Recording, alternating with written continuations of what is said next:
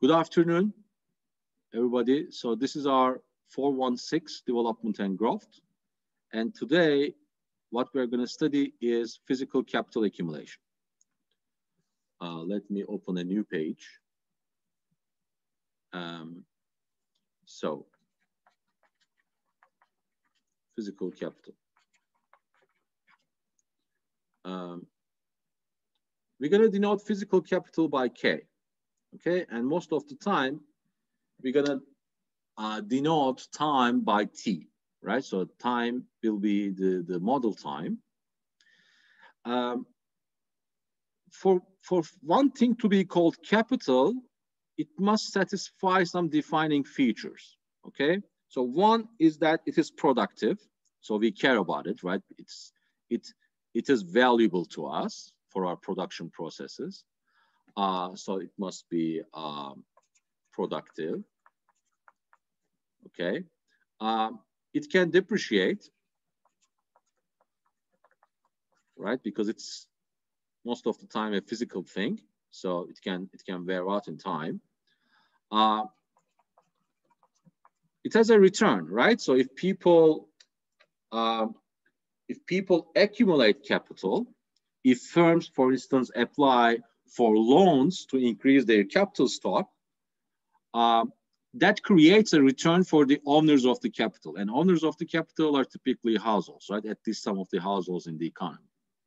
So there are features like this, okay? We're gonna start with the simplest possible case, okay? So in our production function, we're gonna start with the simplest possible case, where alpha is between 0 and 1. Now, as you see, there's no labor here, right? Suppose that labor is fixed, okay, and equal to 1, all right? For simplicity, we can do that, right? So this is the entire labor endowment of the economy. In the next hour, I will introduce labor back into this equation by using this. Okay, but for now, let's work with the simplest possible specification. Okay, now, if this is aggregate GDP, right, at some time t, and let me be specific about time. So we assume that time, let's say, is continuous. Okay, we can assume the discrete time version as well. It doesn't make a big difference. So if this is aggregate GDP, how do you define, let's say, per worker GDP, right? So it is basically YT LT, but in this simple model, since LT is normalized to 1, we have KT alpha. Okay? Now the question becomes, okay, if we want to get rich, right? If we want to get rich, we want to accumulate capital. Okay, if you want to get rich, we want to accumulate capital stock. How do we do that? Well, the simplest possible thing is to invest, right? So once again, this is our GDP per worker. And if you want to increase capital stock, we want to invest. Now that equation will be the fundamental equation of capital accumulation, all right? So what does it tell you? Remember that these variables change in time. So when I write K dot T, what I mean is the derivative with respect to time, okay? So since time is continuous, there is always a next instant, right? So there is no hole in the time. So time is basically starts at 0 and progresses by instants, okay? So at each instant, there's an investment spending. And there is, of course, depreciation, where delta is between 0 and 1. So what does it tell you? It tells you that the total change in capital stock will be depending on two things. First, you're gonna spend some resources on investment, all right? You're gonna create new capital, and also some of the existing capital, a fraction delta of it, will depreciate. It will wear out. The machines get old, you know, the buildings get renovated, etc. Right? Now the question becomes, as you see, it is all an iterative process, right? Now the question becomes, what is investment equal to, right?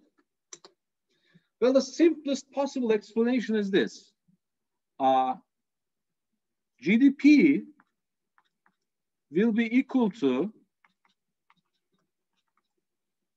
consumption plus investment, all right? And consumption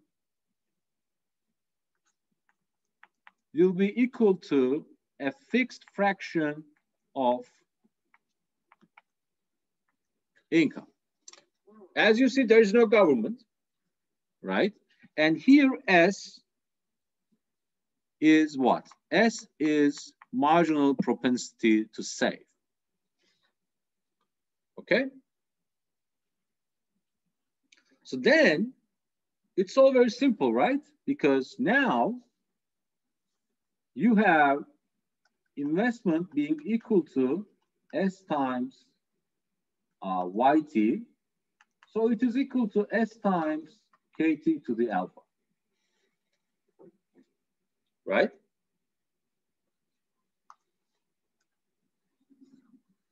As you see, it's the simplest way of thinking about investment, capital, and output. Okay? So what do I see here? Now, I can write this fundamental equation only as a function of capital stock, right? So I will have K dot T SKT alpha minus delta KT. Okay? So again, this part is depreciation. And this part is investment. Now we have what we call the law of motion.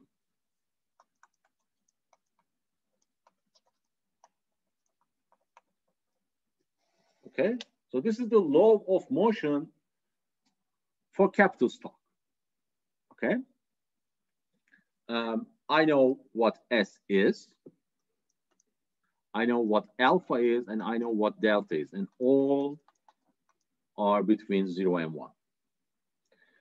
Additionally, in such models, we usually assume that the initial stock is given, right? Because initially, there is already some capital in the economy, some capital that is already accumulated by the earlier generations, let's say, right? So now I can think of the dynamics, right? Because now, what I will ask first is what? Steady state. Now, what is steady state? Steady state will be a particular type of equilibrium where capital stock is constant, right? Capital stock is constant. So there is no change. So there comes a point in this accumulation process. I'm imagining this, of course. I'm creating a rational theory here. So I think about it and I say, wait. So there must be a point, right? Accumulation stops. What does it mean? Well, the depreciation and investment are exactly equal. So the economy saves a particular amount, okay, SK alpha, that is equal to depreciation. So it's just like a break-even point. Okay, it's just like a break-even point. So how can we find that level? Well, it's very simple, right, algebraically. So let's suppose that that steady state level will be denoted by K star. So what do you have? Well, what we need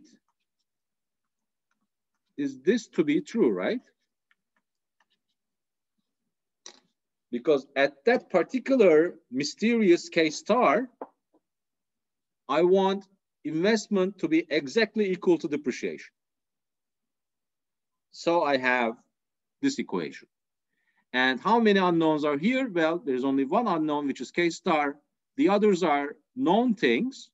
So I can write, if you solve this equation, K star is S divided by delta, right? S divided by delta to the power of 1 over 1 minus alpha.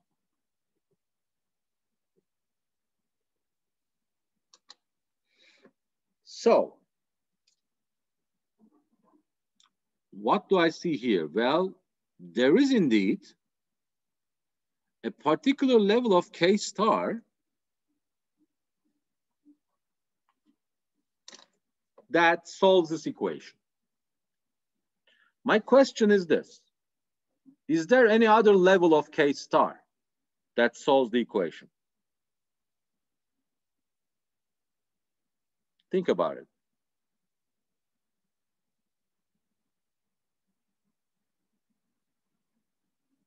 Is there any other level? This is your equation that defines the steady state capital stock.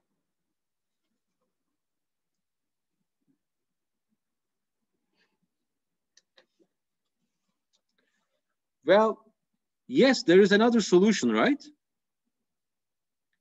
What is that?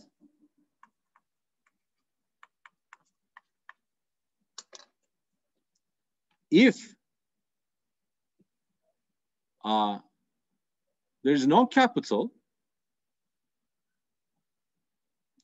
then you cannot produce, right?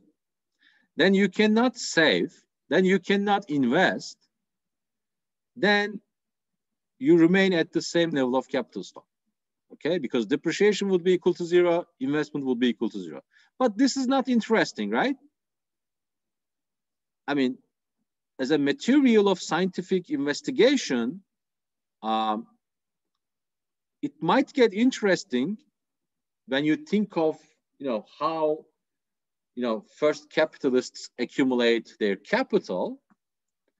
But for our purposes, remember, our purpose is to explain growth, at least for the moment.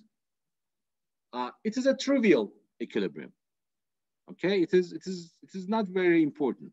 So we want to focus on this non-trivial steady state. All right. So let me pause for a moment. If you have questions, you can now ask. Otherwise, I will continue.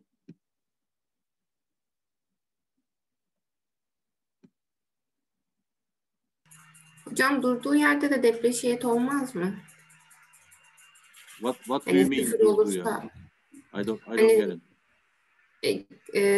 K yıldız 0 olursa hani depreciation da olmaz, investment da olmaz dediniz ya, sanki böyle depreciation olur gibi geldi bana. You have no capital at K star. There is no depreciation. Hiç yok, tamam. For capital to depreciate, you must have capital, right? Okay, I got it.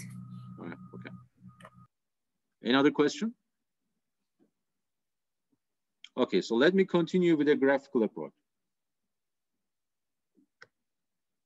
So let's try to understand this whole thing with a figure.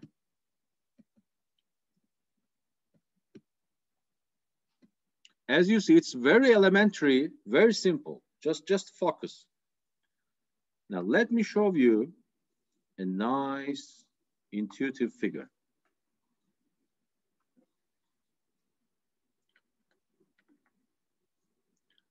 Remember the equation.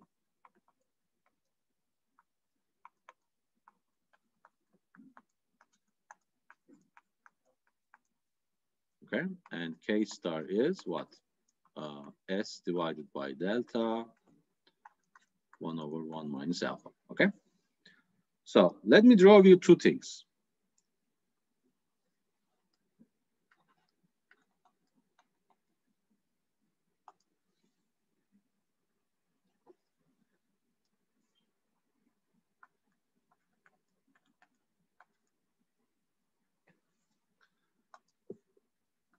So now what I draw are two different parts of this equation, right? That's that part and that's that part. And the difference between them is K dot, right? So the difference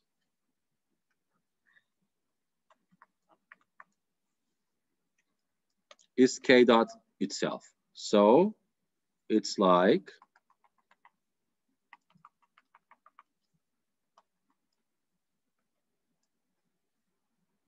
this, right? Now what do I see? Well, there is the steady state, this part. Okay, so this is K star. And if the economy is initially at K star, then it stays there, right? Because it is already the steady state, so it is steady. Capital doesn't change. But there are interesting questions such as this one. What if we are here? So what happens if initially we are not at the steady state, right? So that's the question of growth, right? So what will happen to the capital stock? Well, very simple. If we are at, so this is 0, obviously, right? Now, if we are at K0, what I'm going to look at is the sign of K dot.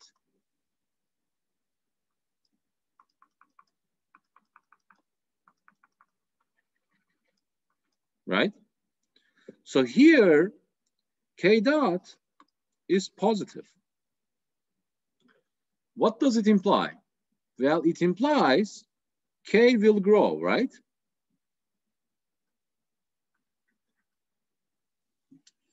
If it is positive, investment is greater than depreciation, right? Look at this difference. Investment is greater than depreciation, so capital stock must be growing. All right, so it grew, and I'm at this point. Look at that. At this point, it is still positive, right? Investment is still greater than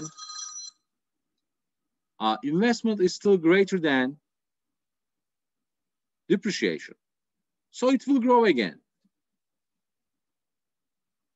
Oops, sorry. So it will grow again. Again, positive. So it will keep growing. Why? Because K dot is still positive.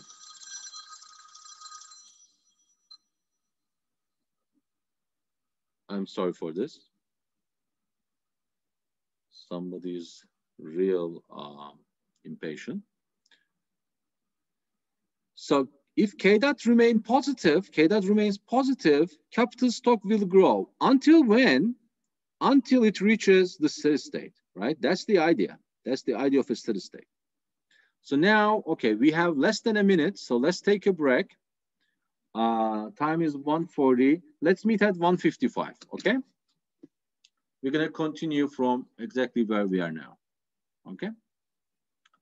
At 1:55, thank you.